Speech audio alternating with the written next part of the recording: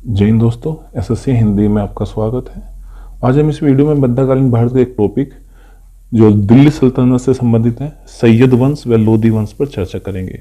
और ये दिल्ली सल्तनत की आखिरी क्लास है, चौथी क्लास है। इससे पहले हम 1, 2, 3 क्लास ले चुके हैं, आप जो है प्लेलिस्ट में जाकर देख सकते हैं। दिल्ली सल्तनत की क्लास है। जो दिल्ली सल्तनत का समय पीरियड था वो 1206 से 1526 ईसा पूर्व तक रहा। चलिए शुरू करते हैं। देखिए, सैयद वंश जो है, इसका जो समय पीरियड रहा वो 1414 ईस्वी से 1451 ईस्वी तक इसका समय पीरियड रहा। ठीक है। अगर तुगलक शासकों के बाद दिल्ली पर जो सैयदों का अधिकार हो गया था, और इसमें जो खिलजी खान ने सैयद वंश की स्थापना की थी, उसने 1414 से लेकर 1421 ईस्वी तक शासन किया था। खिलजी खान ने न तो कभी शाह की उपाधि धारण करी और न ही अपने नाम के सिक्के चलाए इसने। इसके बाद मुबारक शाह जो 1421 में आया था, उसने 1434 तक राज किया था। खिलजी खान का जो उत्तराधिकारी था, उसने सबसे पहले शाह की उपाधि धारण की और उसने अपने नाम के सिक्के भी चलाए थे। इसके बाद दो शासक मोहम्मद शाह और अलाउद्दीन आलम शाह जो शासन पर गद्दी पर बैठे शासन किया उन्होंने, ये दोनों क्या थे, अयोग्य शासक थे। इसके बाद जो है लोधी वंश आ जाता है, और लोधी वंश की जो स्थापना की जाती है वो बहलोल लोधी के द्वारा की जाती है। यानी कि अलाउद्दीन आलम शाह ने स्वेच्छा से दिल्ली का शासन त्याग दिया था, मतलब इसमें कब्जा नहीं किया गया, इसने स्वेच्छा से त्यागा था। और उसके बाद लोधी वंश की स्थापना हुई थी। तब जो है बहलोल लोदी ने सिंहासन पर 1451 ईस्वी में क्या क्या अधिकार कर लिया था। और जो बहलोल था अफगानों के लोदी जाति का था, उसने प्रथम अफगान साम्राज्य की नींव डाली थी। और इसमें की जो पहली बहलोल लोदी के बाद जो आता है अगला जो शासक था 1489 में, जो 1517 ईस्वी तक रहता है, उसका नाम था सिकंदर लोदी। ठीक है। इसकी मृत्यु हो जाती है बहलोल लोदी की। और इसके बाद इसका पुत्र था दूसरा पुत्र निजाम शाह, जो 17 जुलाई 1489 में सिकंदर शाह की उपाधि धारण करके सुल्तान बना था। ठीक है। उसने तिरहुत और बिहार से बंगाल के सीमाओं तक अपना करके अपने प्रभुत्व स्थापित की और न्याय का प्रबंध करने की विशेष रुचि दिखाई। कि उसने कहा कि भाई मैं न्याय दिलाऊंगा, किसी के जो अन्याय नहीं होगा साथ में, इस तरह की उसने रखी। चलिए हम शुरू करते हैं कि देखिए, सैयद वंश शिया थे। इस वंश के सुल्तान स्वयं को पैगंबर मोहम्मद का वंशज मानते थे। अब आता है खिलजी खान 1414 ईस्वी 1421 ईस्वी। भारत में वापस जाने से पहले तैमूर ने खिलजी खान को मुल्तान का गवर्नर नियुक्त किया था। उसने 1414 ईस्वी में दिल्ली पर कब्जा कर लिया और सैयद वंश की स्थापना की थी। 1421 ईस्वी में उसकी मृत्यु के बाद मुबारक शाह जो 1421 से 1434 ईस्वी तक, मोहम्मद शाह 1434 से 1445 ईस्वी तक आदि शासक बने थे। तारीख ए मुबारक शाही के लेखक याहिया बिन सरहिंदी को मुबारक शाह का संरक्षण प्राप्त था। खिलजी खान ने सिखों पर तैमूर और उसके पुत्र शाहरुख मिर्जा का नाम अंकित करवाया। अलाउद्दीन शाह आलम शाह 1445 से 51 ईस्वी इस वंश का अंतिम शासक था। अलाउद्दीन आलम शाह 1445 से 1451 ईस्वी सैयद राजकुमारों में सबसे कमजोर था। इसने बहलोल लोदी को सत्ता सौंप दी और बदायूं चला गया था। दिल्ली सल्तनत में सैयद वंश का जो शासन था सबसे कम समय 37 वर्ष तक का था। अब आता है लोदी वंश 1451 से 1526 ईस्वी। लोदी वंश का प्रथम अफगान वंश था जिसने दिल्ली पर शासन किया। यह दिल्ली सल्तनत का पांचवा और अंतिम राजवंश था जिसकी स्थापना बहलोल लोदी ने की थी। बहलोल लोदी का जो समय पीरियड है 1451 से 1489 ईस्वी तक रहा। इसने लोदी वंश की स्थापना की। इसका बचपन का नाम बल्लू था। इसका 2 बार राज्याभिषेक हुआ। इसने 1486 से 82 ईस्वी में ग्वालियर के शासक रायकर्ण को हराया था।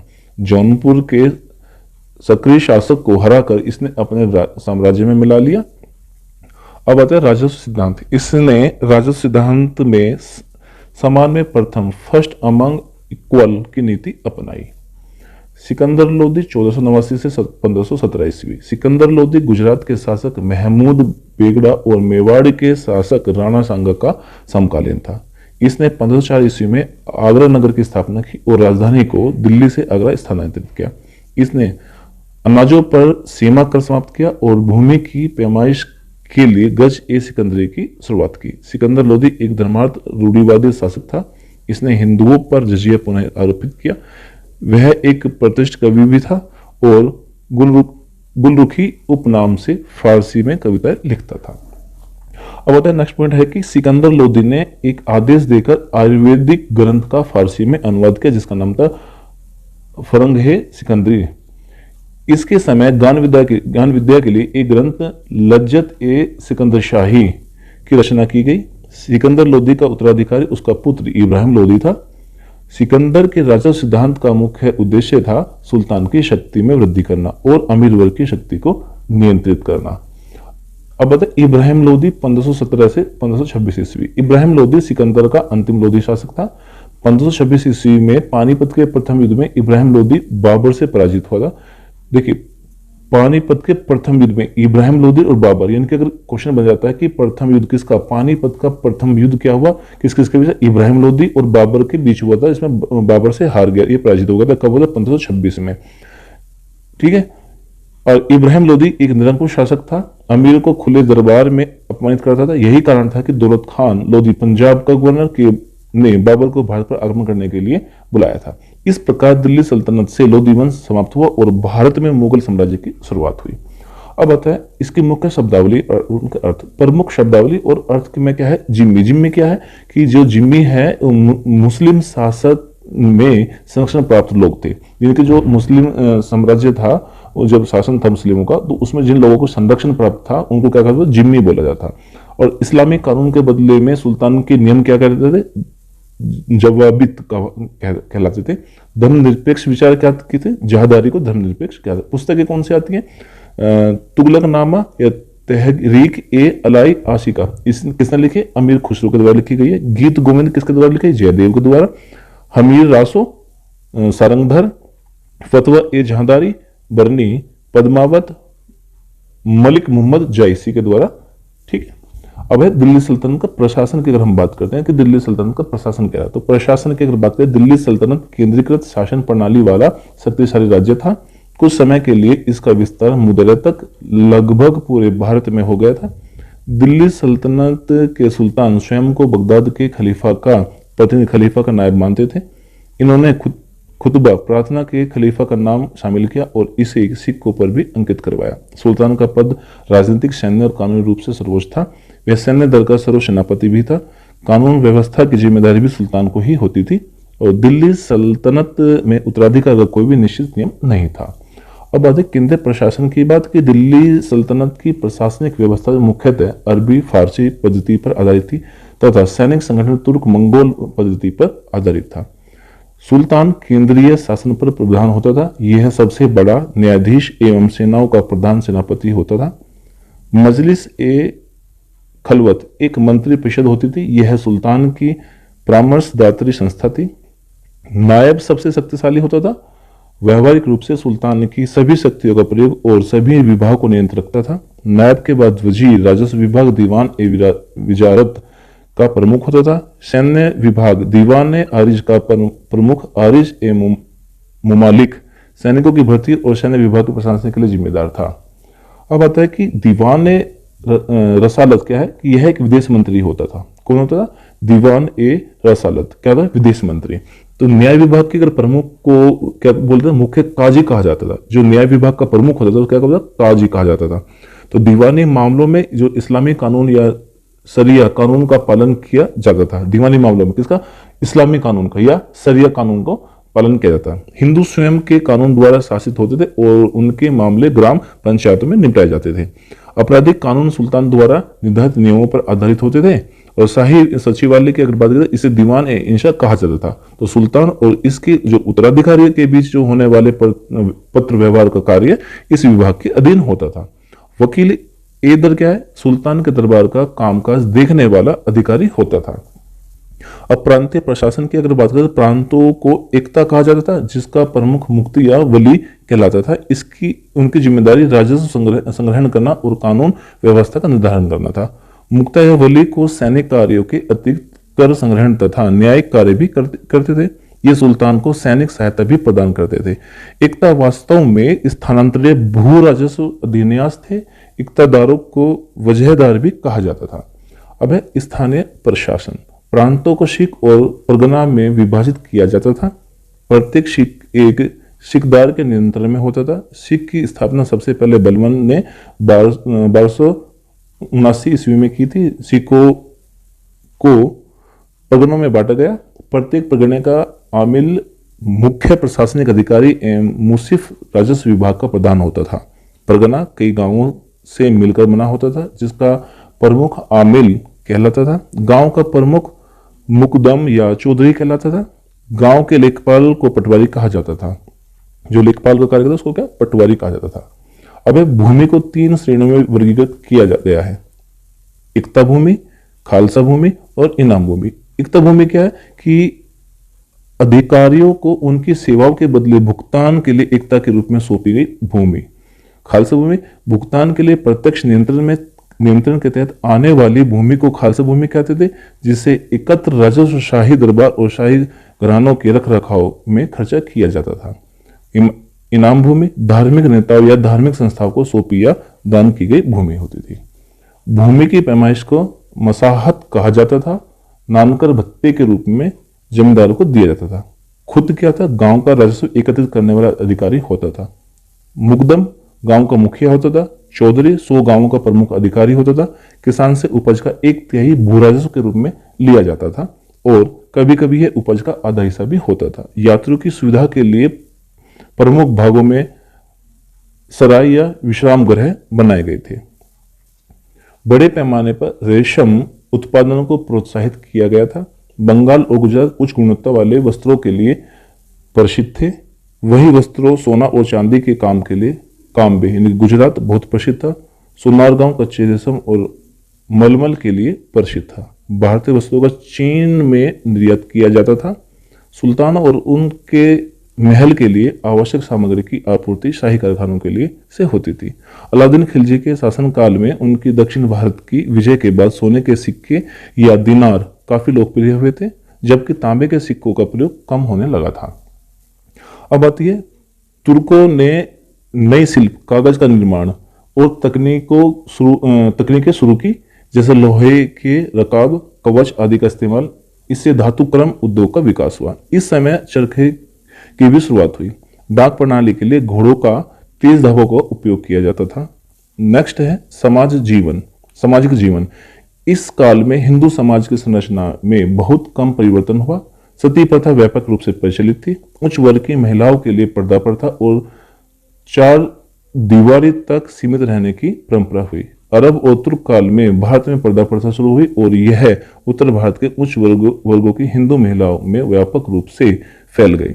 सल्तनत काल में मुस्लिम समाज कई जातीय और नस्लीय समूहों में विभाजित था। यथा तुर्क, ईरानी, अफगान और भारतीय मुसलमान आदि इन समूहों के बीच अंतर विवाह का प्रचलन भी था। देखिए विवाह भी कई तरह के थे, अंतर विवाह, गंधर्व विवाह, पिशाच विवाह, शूद्र विवाह, कई तरह के विवाह होते हैं। हिंदुओं को बहुत कम मामलों में सत्ता में उच्च पद दिया जाता था। हिंदू जिम्मी या संरक्षण लोग माने जाते थे, जिसके लिए उन्हें जजिया कर का भुगतान करने के लिए मजबूर किया जाता था। कला और वास्तुकला की अगर बात करें तो तुर्की तकनीक की शुरुआत हुई, जैसे मेहराब, गुम्मद, मीनार और सजावट के लिए अरबी लिपि का उपयोग हुआ। मेहराब और गुम्मद तुर्की या मुस्लिम आविष्कार नहीं है, यह कला इन्होंने रोम से सीखी थी। अनेक प्रयोग कर इस कला को और अधिक विकसित किया गया। भारतीय लोग मेहराब और गुम्मद के बारे में पहले से जानते थे, लेकिन यहाँ बड़े पैमाने पर उनका उपयोग नहीं किया गया था।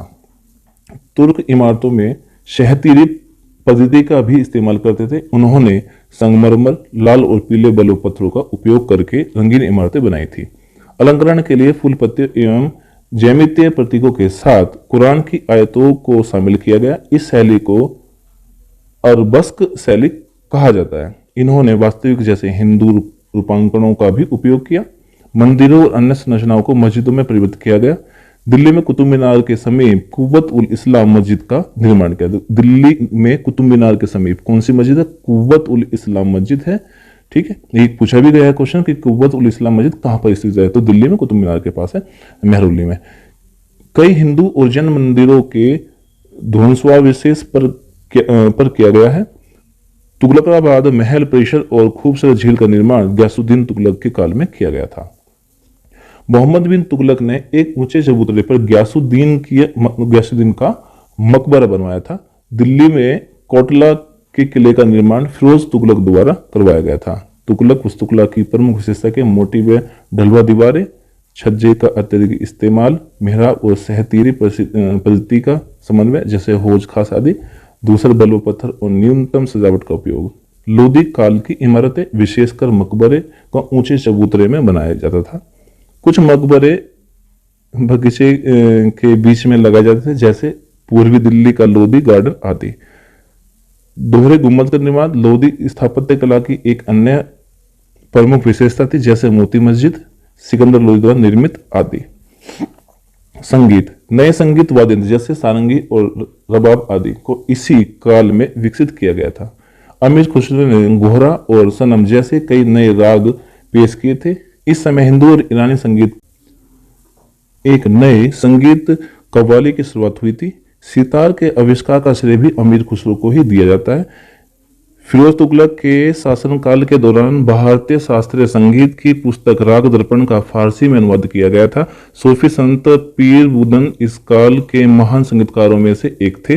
ग्वालियर के राजा मानसिंह संगीत प्रेमी थे। इन्होंने मन कौतूहल नामक प्रसिद्ध संगीत रचनाओं का संकलन किया था। अब साहित्य की अगर बात की जाए तो इस काल के सबसे प्रसिद्ध इतिहासकार हसन निजामी, मिमहाज उस सिराज, जियाउद्दीन बर्नी और शम्स सिराज आफिफ थे। बर्नी और तारिक ए फिरोज शाही ने तुगलक वंश का इतिहास मिलता है। मिनहाज उल सिराज द्वारा लिखी गई पुस्तक तबकात ए नासिरी ने 1260 ईस्वी तक के मुस्लिम राजवंशों का इतिहास मिलता है। संस्कृत और फारसी ने दिल्ली सल्तनत काल में संपर्क भाषाओं के रूप में कार्य किया था। जिया उल-दीन नक्शबंदी संस्कृत की कहानियों का फारसी में अनुवाद करने वाले पहले व्यक्ति थे। जिया उल-दीन नक्शबंदी द्वारा लिखी गई पुस्तक तूतीनामा बुक ऑफ द पैरट बहुत लोकप्रिय हुई और जिसे बाद में तुर्की और कई अन्य यूरोपीय भाषाओं में अनुवादित किया था। कल्याण द्वारा लिखित प्रसिद्ध पुस्तक है राजतरंगिणी में कश्मीर के शासक जैन उल अबिदीन का इतिहास मिलता है। चिकित्सा और संगीत पर संस्कृत की कई रचनाओं का फारसी में अनुवाद किया गया है। इस काल के दौरान कई क्षेत्रीय भाषाओं का भी विकास हुआ है। श्री कृष्ण विजय के संकलनकर्ता मालाधर वसु को बंगाल सुल्तानों का संस्कृत संरक्षण प्राप्त था और उन्हें गुणराज खान की उपाधि दी गई थी। उनके बेटे को सत्यराज खान की उपाधि से सम्मानित किया गया था। चंद्रबरदाई इस काल में हिंदी का प्रसिद्ध कवि था। बंगाली साहित्य का विकास हुआ और नुसरत शाह ने बंगाली में महाभारत का अनुवाद करवाया था। आशा करता हूं कि आपको ये वीडियो पसंद आई हो। कृपया लाइक करें, शेयर करें, सब्सक्राइब करें। मिलते हैं नई वीडियो के साथ, तब तक के लिए जय हिंद, जय भारत।